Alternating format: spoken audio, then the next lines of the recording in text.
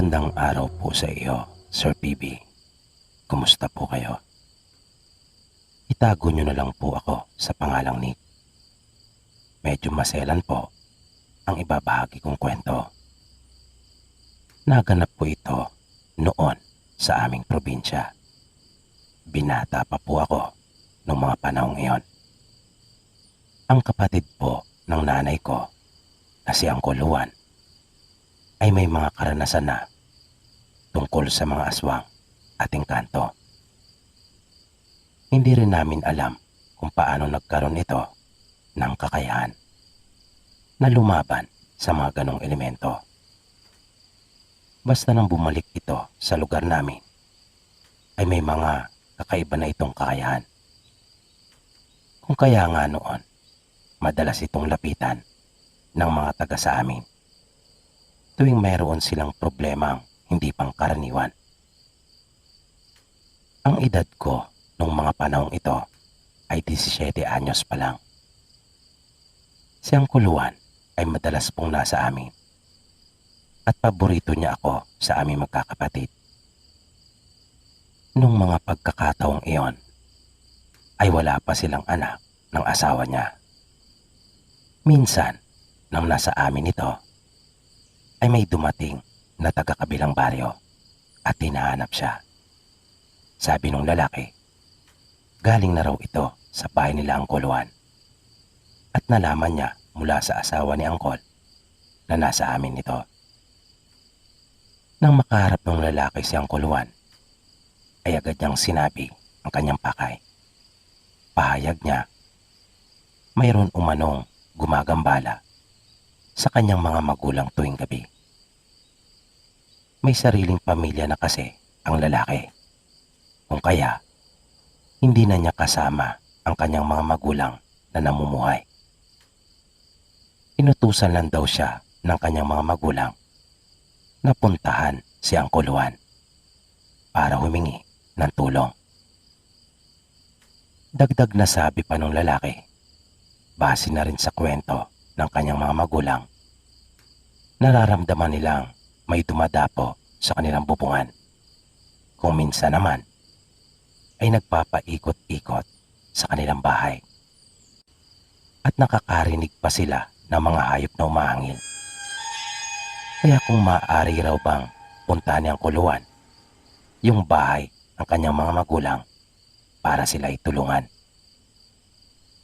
Pagkat simula kasi noon, ay naratay na sa banig ang kanyang ama. At kahit pinatingnan na nila ito sa doktor, ay wala pa rin naging pagbabago. Pumayag naman si Uncle Juan at sinabing kanyang pupuntahan ang bahay ng mga magulang ng lalaki. At itinuro ng lalaki kung saan matatagpuan yung bahay ng kanyang mga magulang. Pagkaalis ng lalaki, ay tinanong ako ni Uncle Juan kung gusto ko raw bang sumama. Bigla naman akong natigilan at napaisip. Dahil gusto ko talagang makakita ng mga kakaibang nilalang tulad ng mga aswang at mga engkanto. Pero nagdadalawang isip din ako. Baka kasi hindi ko yon kayanin. Ngunit narinig kong nagsalitang muli si Uncle at sinabing siya raw ang bahala. Kung kaya, pumayag ako at sinabi kong ako ay sasama. Kinahaponan ng araw din na iyon, matapos ang aking mga gawain ay naghanda na ako. Pumunta ako doon sa tagpuan namin ni Uncle Juan. Nauna akong dumating doon. Pero mga ilang minuto lang na ako ay naghintay. Pagkat dumating na rin siya at sinimulan na naming lumakad. May kalayuan yung bahay ng dalawang matanda. Nang dumating kami doon sa kanila ay medyo madilim na. Nakakaawa yung sitwasyon ng mag-asawa. Dalawa lang talaga sila doon na naninirahan sa kanilang bahay. At dahil may sakit ang lalaki, kung kaya, tanging yung matandang babae lang ang nag-aasikaso ng lahat. Pinaupo niya kami at hinainan ng nilagang kamote. Sabi pa niya na amin na lang pagpasensya niyon. Pagkat wala siyang ibang maihain sa amin ni Angkol. Na wala naman talaga sa amin niyon. Kaya sinabi naming wala siyang dapat na alalahanin. Matyaga kami naghintay ni Angkol Juan sa sinasabi nilang aswang na gumagambala sa kanila na siyang dahilan ng pagkakasakit ng kanyang asawa. Makalipas ang ilan pang mga oras, ay bigla na lang natigilan si Angkol Juan at kanya akong sinenyasan na huwag magsasalita. Pinakiramdaman iyong mabuti ni Angkol at pinakinggan. Maya-maya pa ay kumilos na ito. Palatandaang nariyan na nga yung aswang. Ang kaiba ni Angkol sa ibang mga manggagamot doon sa amin, bukod sa may nalalaman nito ukol sa mga ganong bagay, ay mayroon pa itong baril. At kanya nang inilabas iyon mula sa kanyang tagiliran. Binitawan niyang sandali ang kanyang baril at nakita kong dumampot siya ng lupa at kanyang kiniskis ng 2 palad. Pagkatapos noon ay yung kanya namang baril ang kanyang pinakain at sinubuan ng lupa habang may inuusal. Matapos iyon ay pumwesto na ito sa isang panig ng bahay at muling nakiramdam. Di nagtagal ay dahan-dahan pa itong gumapang papasok sa silid ng matandang lalaki. Ako naman ay nanatili lamang doon sa may maliit na hagdan at kita ko ang silong, pati na rin yung harapang bahagi ng bahay. Hanggang sa nakarinig ako ng tila pamanok na kumakahig doon sa kanilang bubungan, pagkat yari lamang ito sa pawid. Kung kaya, napatingin ako doon sa itaas at nakita kong nagsisimula na iyong magkaroon ng butas. Nang bigla na lang akong nagulat. Nang sunod-sunod na paputukan iyon ni Angkol Juan, maging yung 2 matanda ay nagulat din. Na napasigaw pa nga yung matandang babae. At rinig na rinig talaga naming nasaktan niyon. Nabigla na lang tumalon mula sa bubungan. At nakita ko pa yung mga paa noon mula sa kinaroroonan ko. Mabilis namang kumilos si Angkol Juan at lumabas ng bahay. Kung kaya, sumunod naman ako. Nakita ko pa nga yung likod nung tumatakbong aswang. Ngunit may kalayuan na ito mula sa kinatatayuan ko.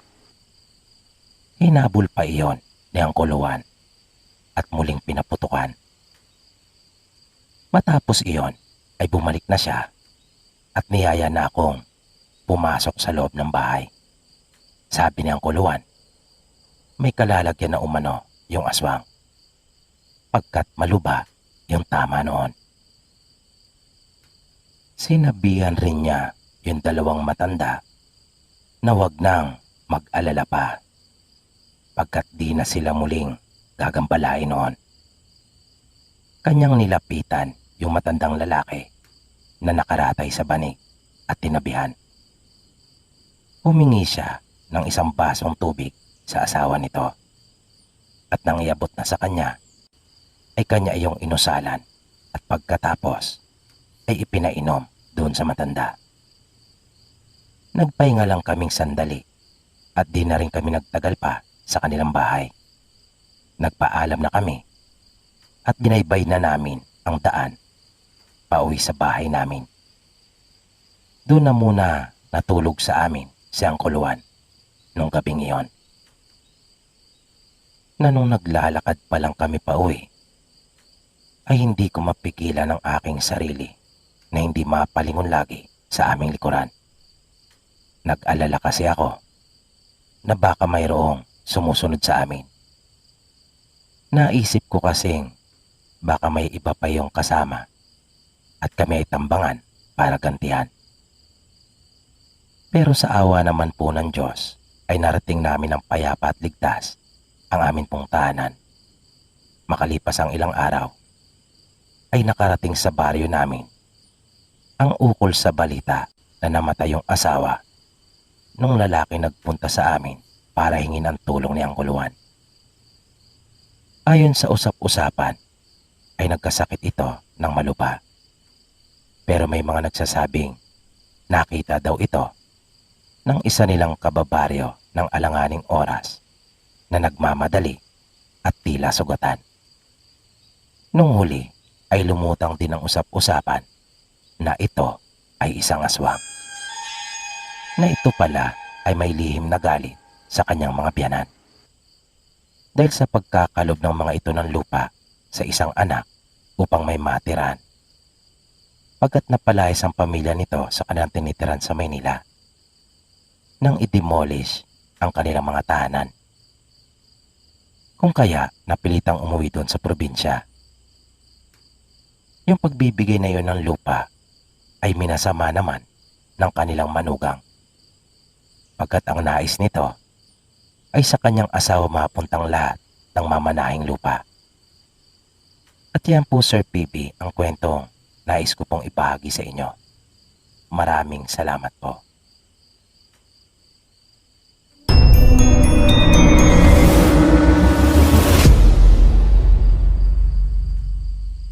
Magandang gabi sa iyo, Sir PB. Ako po si Helen at nais ko ring magbahagi sa inyo ng kwento. Ito po ay kwentong narinig ko mula sa aking ina. Noong kami po ay mga bata pa. Ayon sa nanay ko, doon sa kanilang probinsya ay mayroon silang kababaryo na nagngangalang Nita. Ito po ay isang magandang dalaga na punong-puno ng mga magagandang katangian na hinahanap ng isang lalaki sa isang babae. Ngunit si Nita po ay may kapansanan. Hindi po ito nakakapagsalita. Pagkat maiksi umano ang dila nito. Kaya sa kabila ng taglay niyang ganda ay walang pagkagusto sa kanya. Pagkat siguradong uulanin ng kantsaw kung kaya walang maglakas loob.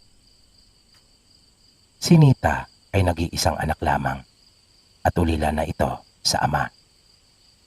Dalawa na lang silang namumuhay ng kanyang ina noong mga panahong iyon.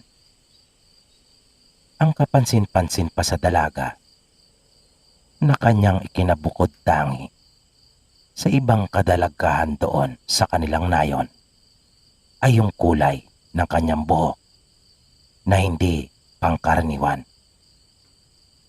Tuwid na tuwid ito na kulay kayumanggi na sa magkabilang gilid naman ay nagkukulay ginto. Kaya ang sino mang makakita sa kanya na hindi nakakakilala ay siguradong mabibighani talaga. Isang gabi, nag-inuman ang ilang kalalakihan na magkakabarkada na nang maubos na ang kanilang pulutan ay ang tungkol naman kay Nita ang kanilang pinag-usapan. Pero ang isa sa kanila ay hindi sumasali sa kanilang pagkukwentuhan pagkat naawa siya sa dalaga at mayroon siyang lihim na pagtingin para dito. At ito ay si Conrad. Walang kamalay-malay yung dalaga sa mga masasamang pinagsasabi ng mga kaibigan ni Conrad tungkol sa kanya. Na para bang siya naman ang ginawang pulutan ng mga ito. At ng mga alulong na sa alak ay mas tumindi pa ang kanilang mga pinagsasabi na may halo na iyong kalaswaan. Kung kaya, hindi na napigilan ni Conrad at kanyang sinaway ang mga kaibigan. Pero hindi nagpaawat ang mga ito. At kanila pang minasama ang pagpapaalala na iyon ni Conrad. Kung kaya, napilitan na lang itong umalis at iniwan na ang mga kaibigan. Umuwi na lang ito sa kanila.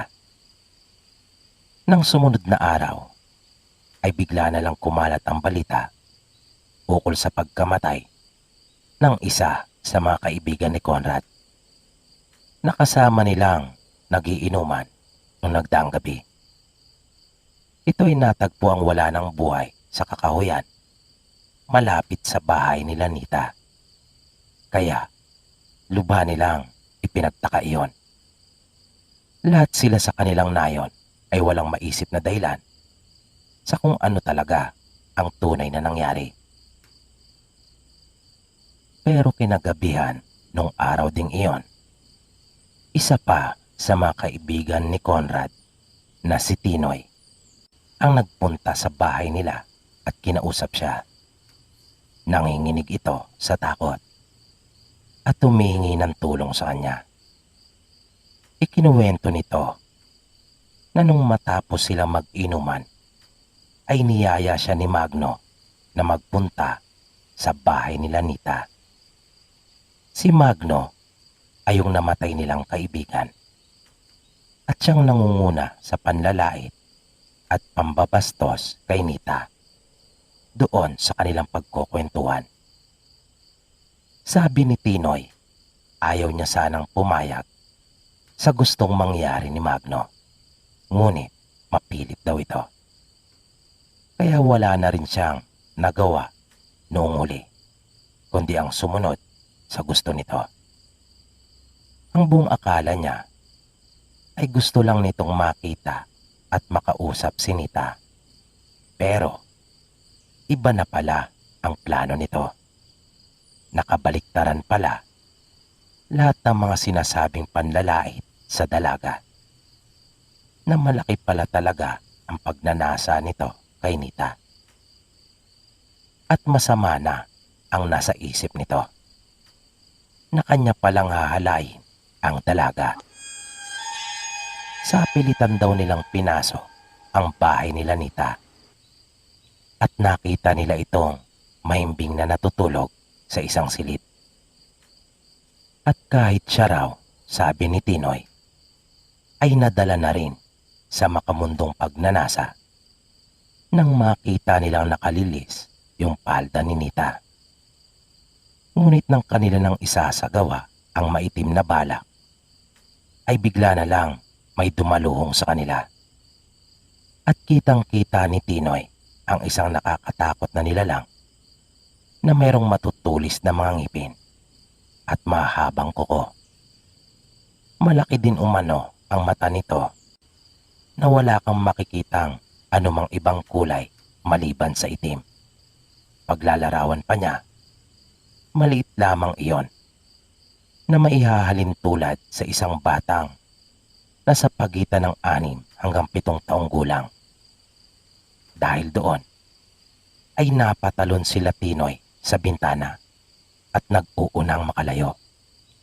Ayon pa sa kanya, hindi na sila nagkita pa ni Magno, pagkat nagkanya-kanya na sila ng direksyon sa tindi ng kanilang pagkataranta dahil na rin sa matinding takot.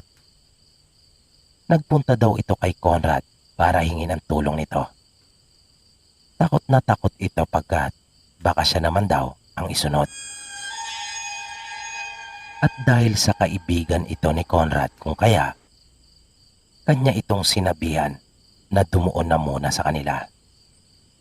Ngunit makaran lang ang 2 gabi, ay umalis din ito, na nagsisigaw pa nga ng malakas habang papalayo. Sa 2 gabing nagdaan, ay madalas rin siyang nagigising dahil sa ingay ng kaibigan niyang si Tinoy, na tila ba mayroon itong nakikita at sinasabing papatayin daw siya tulad ni Magno. Hanggang sa tuluyan na ngang napaliw si Tinoy, na nakikita na nila itong nagpapakalat-kalat doon sa kanilang baryo. Isang araw ay naglakas loob na si Conrad na magpunta sa bahay nila Nita at magpaalam kung maaari ba siyang umakyat ng ligaw. Habang kausap niya ang dalaga ay naroon din ang ina nito na si Aling Dolores para ipaliwanag kay Conrad ang nais sabihin ni Nita sa kanyang mga pagsenyas. Nalaman ni Conrad na nababaitan naman daw sa kanya si Nita. At kung pwede nga lang daw, ay gugustuhin rin naman niya si Conrad. Kaya nga lang ay hindi na raw pwede. Pagkat may anak na ito. At malalagay lang kapwa sa peligro ang buhay nila. Kung kanilang ipipilit ang gustong mangyari ni Conrad. Nagtaka si Conrad sa pag-amin ni Nita. Pero sinabi nito sa pamamagitan ng kanyang ina na wag na niyang abalahin pa ang kanyang sarili. Naunawain at alamin ang mga bagay-bagay. Pagkat siguradong mahirapan lang itong intindihin niyon. Pagkat mahirap talagang ipaliwanag. Bilang panguli, ay pinayuhan siya ni Nita na kanya na lamang ibaling ang pagtingin sa iba. At sigurado naman daw siyang makakahanap din si Conrad ng nababagay para sa kanya. Hanggang dito na lang po, Sir PB, ang kwento kong ito. Sana po ay magustuhan nyo. At kahit paano ay kapulutan din po ng kaunting aral ng inyong mga tagapakinig. Maraming salamat po.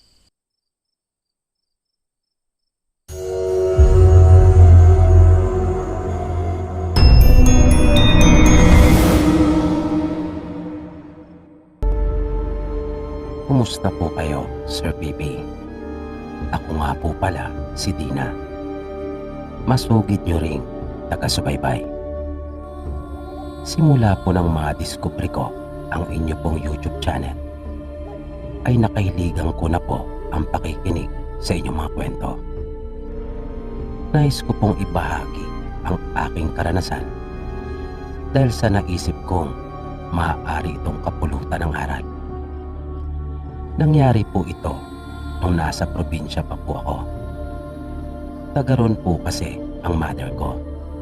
At doon na kami pinanganak ng mga kapatid ko. Nag-aaral na po ako noon sa sekundarya nang mangyari po ang nakakatakot kong karanasan. Mayroon po kasi akong itinuturing na matalik na kaibigan noon. Kaklase ko po siya mula nung grade 5 kami hanggang sa mag-third year high school na. Madalas siyang nakakapunta sa bahay namin at talaga namang iniistima siya ng mga kapatid at magulang ko. Pero ako kahit minsan ay hindi pa nakarating sa bahay nila. Ang sumunod po sa akin ay lalaki. 1 taon lamang ang pagitan namin. At gustong gusto niya ang kaibigan kong si Annalyn. Nung una, sabi niya sa akin, ay may paghanga daw siya sa matalik kong kaibigan. Pero habang tumatagal, yung paghanga na nararamdaman niya ay mas lumalim pa. Minsan ay nabanggit sa akin ni Annalyn na hanga umano siya sa samahan naming mag-anak. Mababait po kasi ang mga magulang namin. Itinuturing nila kami na matalik din nilang kaibigan. Kaya hindi kami nahihiya na sabihin ang lahat ng mga problema namin sa kanila. At iyon daw ang isang nagustuhan ng kaibigan ko sa amin. Kung paano kami suhituin at palakihin ng aming mga magulang. Isang araw nang pauwi na kami mula sa aming paaralan, ay nagulat ako kay Annalyn. Nang sa unang pagkakataon ay magyaya siya sa kanila. Medyo maaga kasi ang uwi namin nung araw na iyon.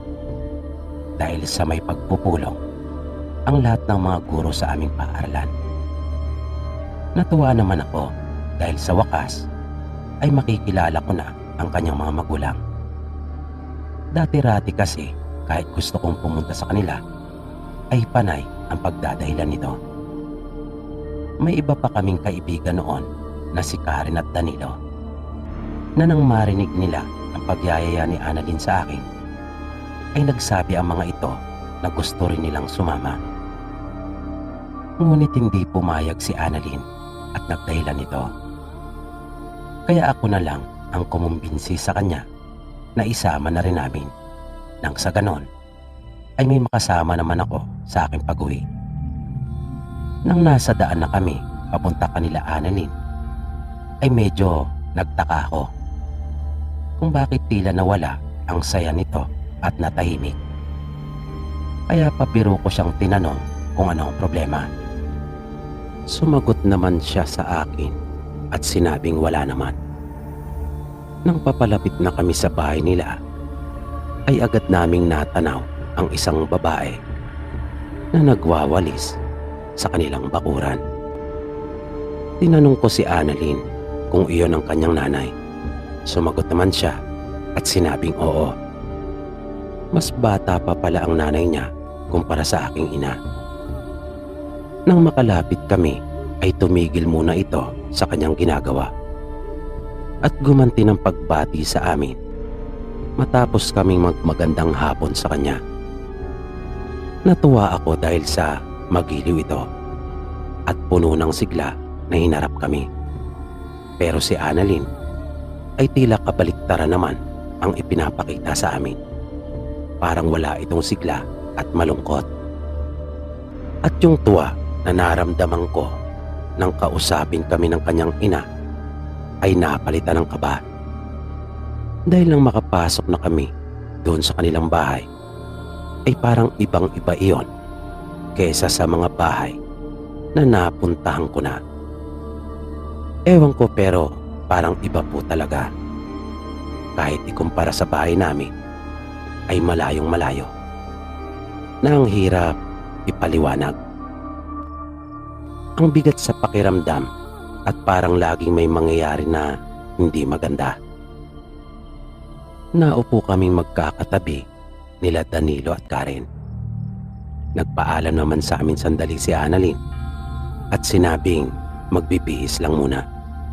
Maya-maya ay nariyan na ang kanyang ina at may dalang nilagang saging at kamote.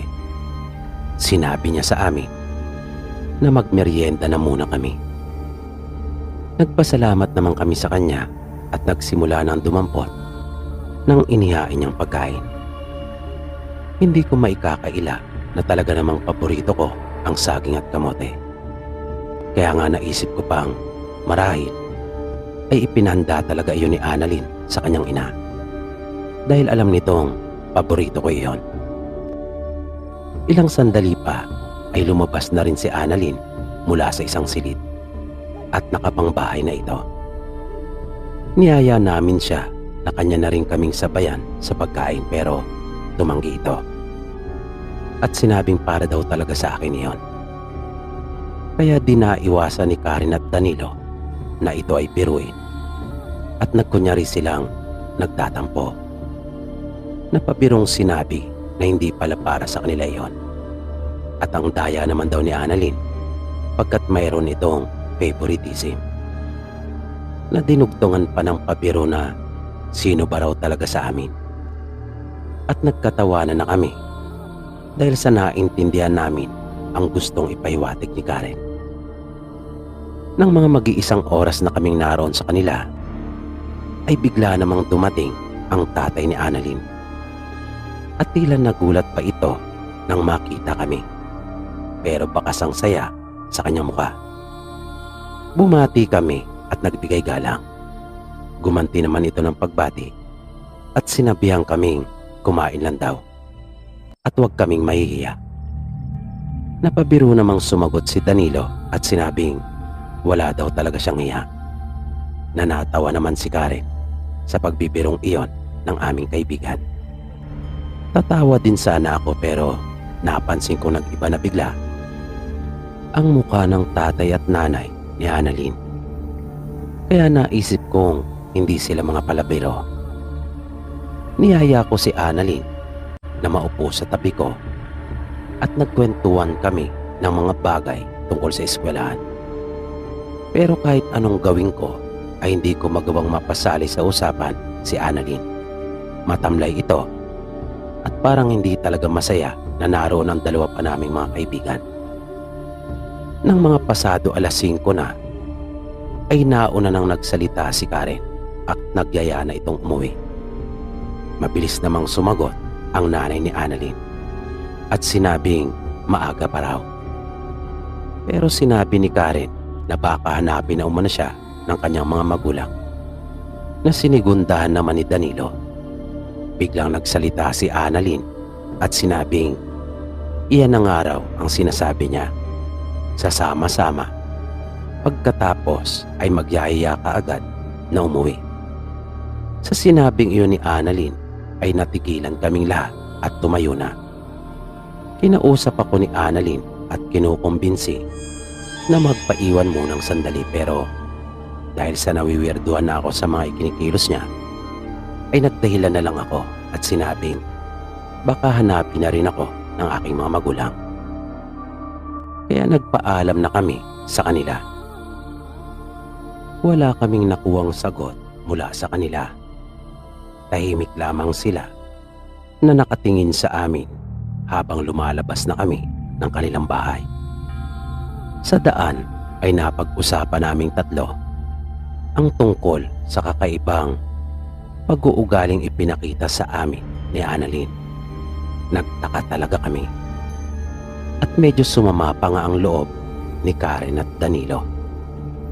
Nang nasa bahay na ako, pagkatapos kong makapagtihis ng damit, ay bigla ko na lamang naramdamang sumakit ang aking sikmura. Na ilang sandali lang ay sumakit na rin ang aking ulo. Napakasakit noon na para bang mabibiyak. Minsan na akong nakaranas ng matinding pananakit ng sikmura at ulo, pero masasabi kong kakaiba talaga iyon. At napansin ko rin na mabilis akong nanghina. Kaya nahiga na ako at dumaing sa mga magulang ko. Kanila naman akong inasikaso at tinanong kung ano raw ba ang aking nakain. Kaya ikinuwento ko sa kanila na pumunta kami kanila Annalyn at kumain ng nilagang saging at kamote.